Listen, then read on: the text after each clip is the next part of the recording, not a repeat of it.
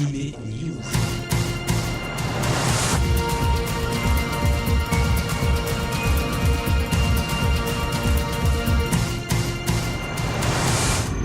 Bonjour à tous, c'est Alex sur Générique Kids en partenariat avec Manganime pour Animé News, l'hebdo manga et animé.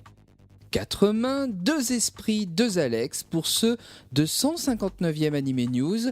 Voici nos zooms, nos news et nos chroniques. C'est une nouvelle semaine riche en nouvelles licences. Pour commencer, Kazé a annoncé la sortie pour le 4 mai prochain de Reinhard, le one-shot spin-off de la série Terraform Mars qui va s'intéresser au personnage de Adolf Reinhardt. L'éditeur va également lancer un tout nouveau titre qui rejoindra leur collection Shoujo dès le 9 mars. Intitulée Let's Get Married, cette série est en cours au Japon avec 4 tomes d'ores et déjà parus. Vous pourrez y suivre une romance improbable dans l'univers télévisuel. Pika a également acquis de nouveaux titres.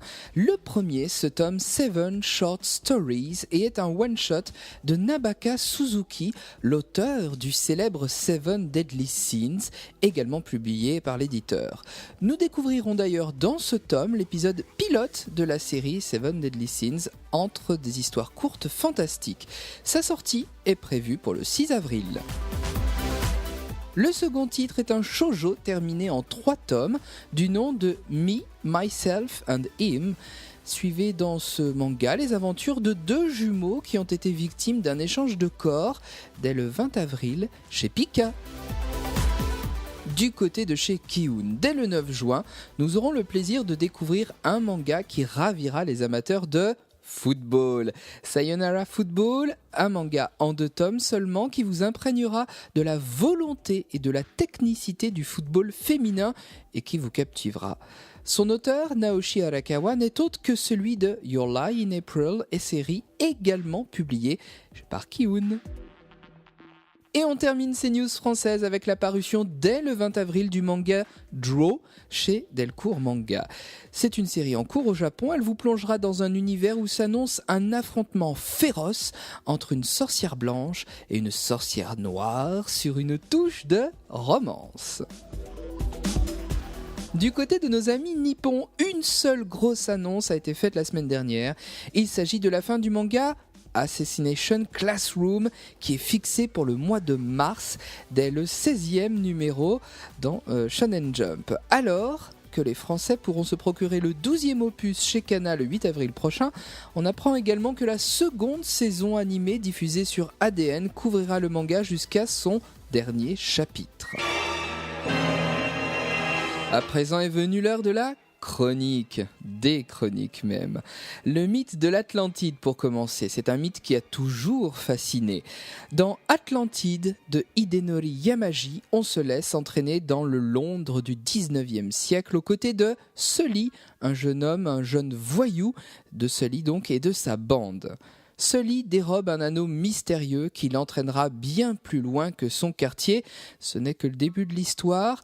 Un caractère design très sympa, des dessins très soignés, notamment au niveau des machines et des automates. C'est assez recherché, j'aime beaucoup. Atlantide, c'est un univers cyberpunk très bien ficelé et réussi dans lequel l'action ne manque pas. Vous ne vous ennuierez pas donc dans ce manga qui comportera 3 tomes aux éditions Kana, qui est un concentré de mythes et de rythmes. Goku et ses petits copains reviennent en couleur pour le 2e volume de Dragon Ball SD chez Glénat. Petit car en SD, entendez Super Deformed, les personnages sont farfelus et tout rapetissés. Ce volume décapant termine le tournoi des arts martiaux avec l'affrontement final entre Goku et Jackie Chan, puis il embraye sur le combat de Goku contre l'armée du ruban rouge. Des petits bonus très fun où apparaissent des personnages comme Freezer ou Beerus sont également présents donc dans ce second volume, ce 2e volume de Dragon Ball SD. Dragon Ball SD, c'est un moyen de rendre Dragon Ball accessible aux plus jeunes et puis aussi par la même occasion de rafraîchir la licence. Supervisée par l'auteur original Akira Toriyama himself et dessiné par Nao Oishi, Dragon Ball SD tome 2 est sorti le 17 février chez Glénat. Ascension et sauvetage au menu pour un bol d'air frais et d'émotion avec le 12e tome de Vertical. Shinichi Shizuka met Sanpo, son personnage, face, entre autres, à une avalanche. Le sauvetage en haute montagne n'est pas une sinécure, mais pour peu qu'on soit hardi, positif et doué dans la pratique des hauts sommets, on arrive à s'en sortir. Et c'est pour cela que le très humaniste Sanpo s'emploie à sauver des vies dans ces hauts sommets si hostiles. Les détails techniques sur l'activité en montagne sont d'une exactitude qui donne une précieuse crédibilité au titre. Et pour cause, l'auteur, je vous le rappelle, sait de quoi il parle. Le dessin n'est pas en reste, bien au contraire, il est subtil et tout simplement magnifique. Vertical est un titre à découvrir sans attendre. Vertical, c'est vertigineux et optimiste. Changement de style à présent. Ai Fukumoto est une jeune fille délurée. Après divers échecs professionnels, entendons bien, elle intègre la société du très beau Takara Umenishi, une société spécialisée dans les kimonos. Elle veut devenir la parfaite secrétaire, au point que, pendant son entretien d'embauche, subjuguée par la beauté du jeune homme, elle va promettre l'impossible. Dès lors, le garçon va la traiter comme un larbin, et sans y mettre les formes en plus. Mais Ai, qui veut devenir la meilleure secrétaire du monde, je vous le rappelle, va tenir bon. Et franchement, elle en a du courage. Private Secretary est né de l'imagination débordante de Aya Oda, une auteure phare des éditions Soleil Manga. Vous vous souvenez peut-être de son titre « Avoue que tu m'aimes ».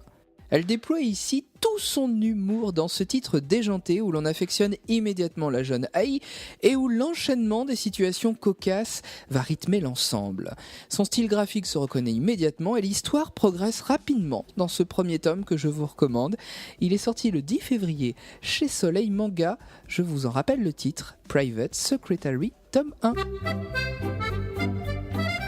Heidi, le roman de Johanna Spyri, fait l'objet d'une nouvelle adaptation en manga et elle a récemment rejoint la collection Les Classiques en manga de chez Nobi Nobi. Vous savez, Nobi Nobi, ces éditions spécialisées dans les livres pour enfants qui se lancent aussi quand même depuis un peu plus d'1 an dans le manga. Pour cette collection Les Classiques en manga, couverture cartonnée s'il vous plaît, marque-page en tissu intégré à l'ouvrage et justement ce bel ouvrage d'Heidi est dessiné par Gyugo Yamada. C'est une adaptation réussie, le character design est sympathique. Ce manga Heidi n'attend que vous pour rejoindre ses grands frères de la collection Les Classiques en manga. Merci Nobi Nobi. Ces jours-ci, chez Nobi Nobi, c'était aussi la sortie de la fin des chroniques de Tindaria, la belle au chant dormant. 3e et dernier volume donc pour cette très belle épopée d'Ayumi Fujimura d'après une œuvre d'Haruka Shimotsuki et de Nao Hiyama. Tous attendent le chant du Messiaria pour éviter la fin du monde. Citra et Leil, après bien des aventures, vont rejoindre Rosa au palais, tandis que Citra est visitée par l'esprit de la lune. C'est une très belle conclusion pour un titre très sympathique, une aventure chevaleresque et un destin gémellaire grandiose. Tindaria, la belle au chant dormant, les chroniques de Tindaria, tome 3, c'est aux éditions Nobi Nobi. On change de crèmerie, on change de rayon par la même occasion avec les éditions Kotoji. Sean Connery en personnage de Manua. Et non, vous ne rêvez pas, c'est bel et bien les traits de l'acteur britannique que Chang Cheng a utilisé pour son personnage principal dans Old Man. Ce titre vous entraîne dans un univers médiéval fantastique assez sombre, aux côtés de personnages charismatiques. Un royaume lointain, une reine avec beaucoup de prestance et qui semble conserver sa jeunesse. Le secret de sa jouvence semble être détenu par un dénommé Old Man, magicien enfermé dans les cachots. Par un tour de magie, il s'enfuit et libère une certaine Rebecca, déesse de la guerre, amputée des 4 membres afin d'éviter toute rébellion. Dans leur quête de vengeance, ils font la rencontre d'un maître anatomiste et d'une jeune femme très étrange qui se prétend prophétesse. Le premier volume de ce titre est paru le 29 février dernier aux éditions Kotoji. Doté d'un dessin très soigné, tant dans les expressions de ses personnages que dans les décors du XVIIe siècle, ce premier tome maintient le suspense et a plus pour vocation de poser le décor ainsi que les différents personnages. Cependant, la tension se ressent d'ores et déjà. Il soulève de nombreuses interrogations quant aux origines d'Oldman, la raison de la vengeance et le mystère qui entoure la reine.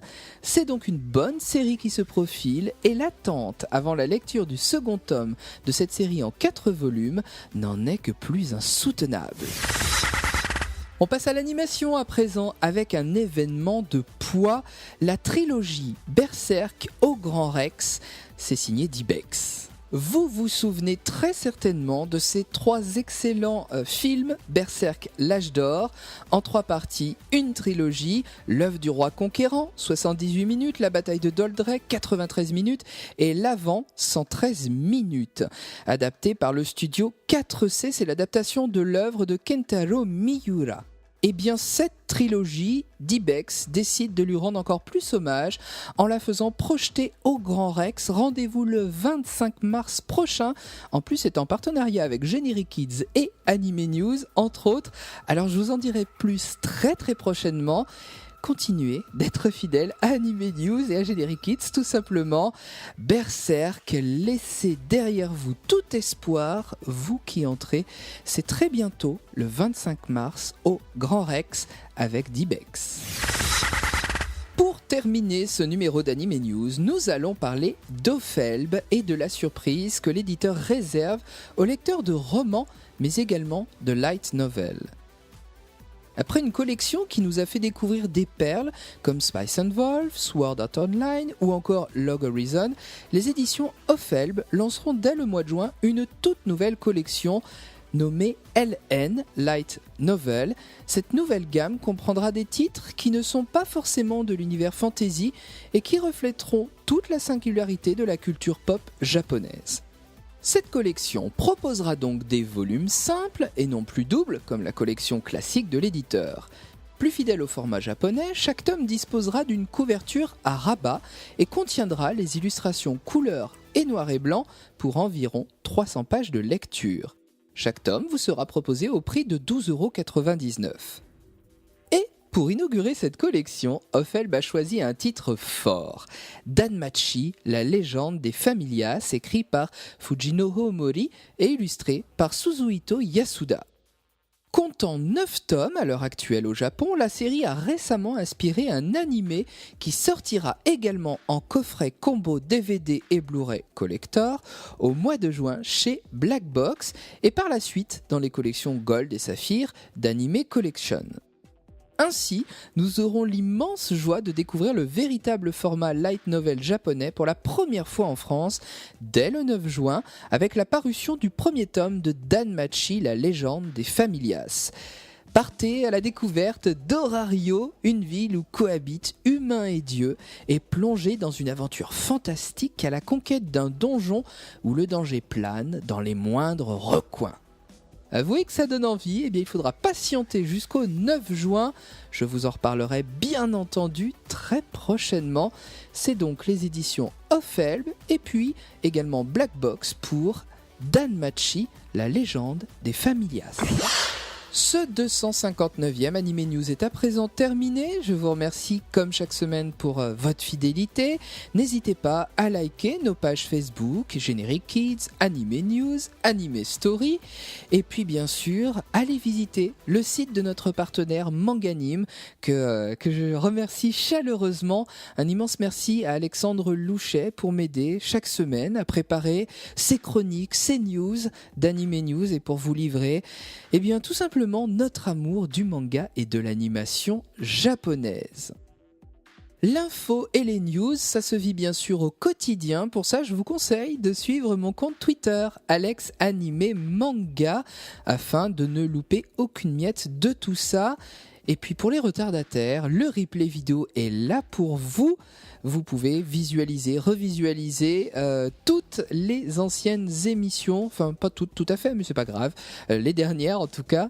Et pour ça, rendez-vous sur le site de Generic Kids, bien entendu, et aussi sur manganime.fr. Un grand merci, d'autant plus que Manganime organise des petits concours pour vous récompenser de votre fidélité. Le second rendez-vous animation japonaise de la semaine, c'est avec Anime Story. Chaque semaine, je vous parle d'une série que vous avez aimée. C'est le mercredi à 21h et c'est rediffusé jusqu'au dimanche à 17h. Il ne me reste plus qu'à vous souhaiter une excellente semaine à l'écoute de Generic Kids. Je vous donne rendez-vous dans 7 jours. Portez-vous bien, vous êtes sur Generic Kids, vous y êtes bien, restez-y.